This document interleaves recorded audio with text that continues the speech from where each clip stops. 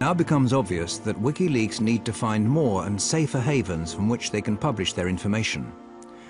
A sequence of events now starts on an island in the middle of the North Atlantic, which, while it leads to more censorship efforts, will also create new opportunities for WikiLeaks.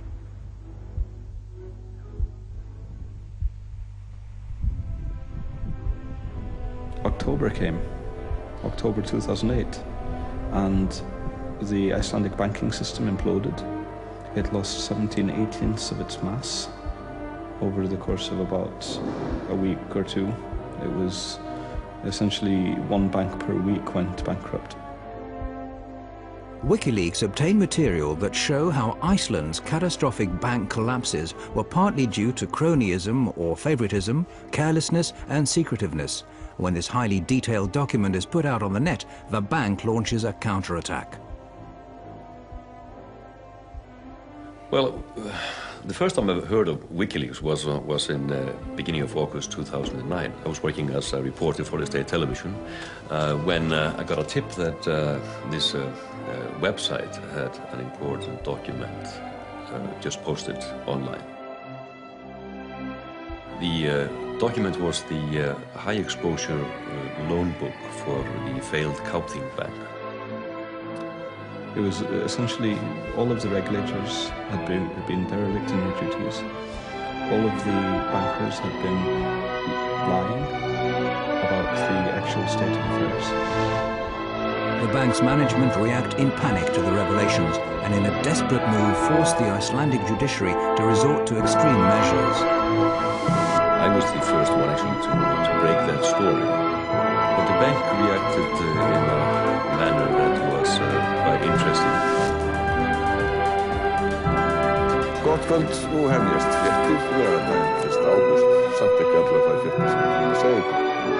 They got a gag order on the state television, actually the first and only one in the history of the Icelandic state television news department. Allir geta nálgast þau á vefsíðunni wikileaks.org, wikileaks.org. The leak lays bare the disastrous effects of the cronyism inherent in Iceland. We had failed as a country because we had not been sharing the information that we needed. We were in the middle of an information famine. That sort of eventually led to this just, let's get the WikiLeaks people here, and then when they were here, we just went, okay, is there anything you want us to do? And obviously there was. Welcome to this program. Thank you. Yes, you mentioned to me the dream that we in Iceland we should become a vanguard of publishing freedom. Yes. Absolutely, absolutely. So we think... and they were presenting this idea, which they called Switzerland of Bytes, which was basically to take the tax haven model and transform it into the transparency haven model.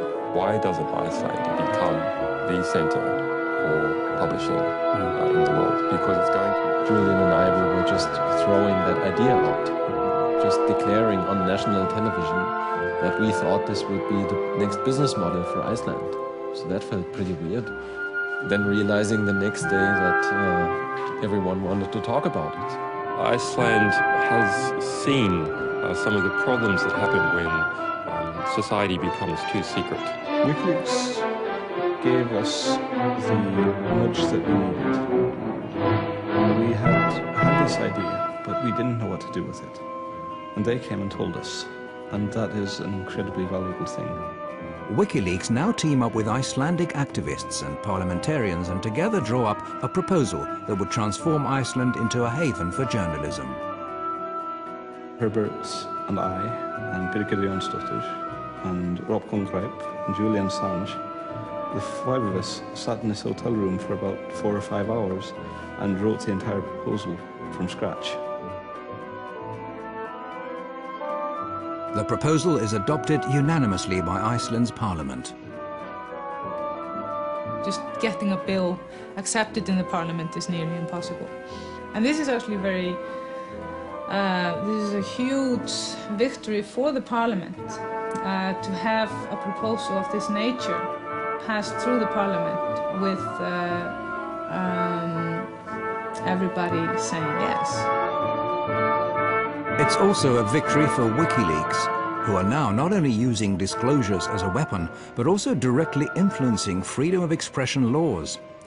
The entire hacker world behind WikiLeaks is growing increasingly confident that their visions will lead to an improved society. Well, I think people that are dealing with systems, and technologically oriented people are dealing with systems, they understand systems pretty well. And if you look at society, that's just yet another system.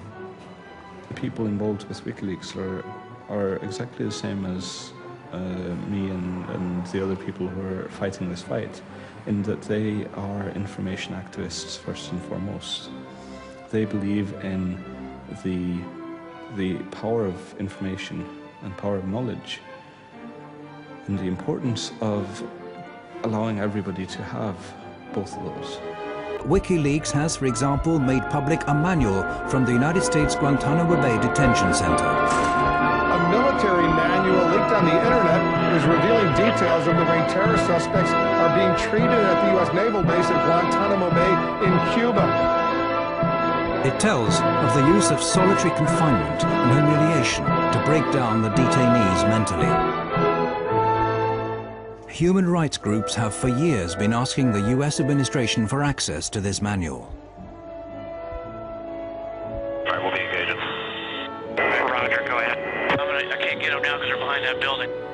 What shocked me with the video was how the high resolution, the quality of it, the excessive use of force to shoot people with hollow 30mm bullets that are designed to penetrate armored vehicles and tanks.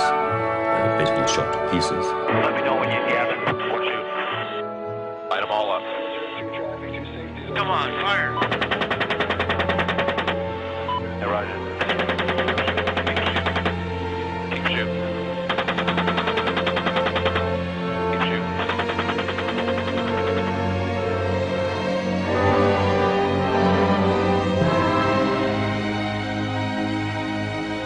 The way it's written up is, it's called an escalation of force.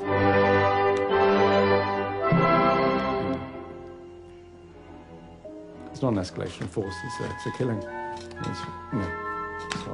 It's horrific.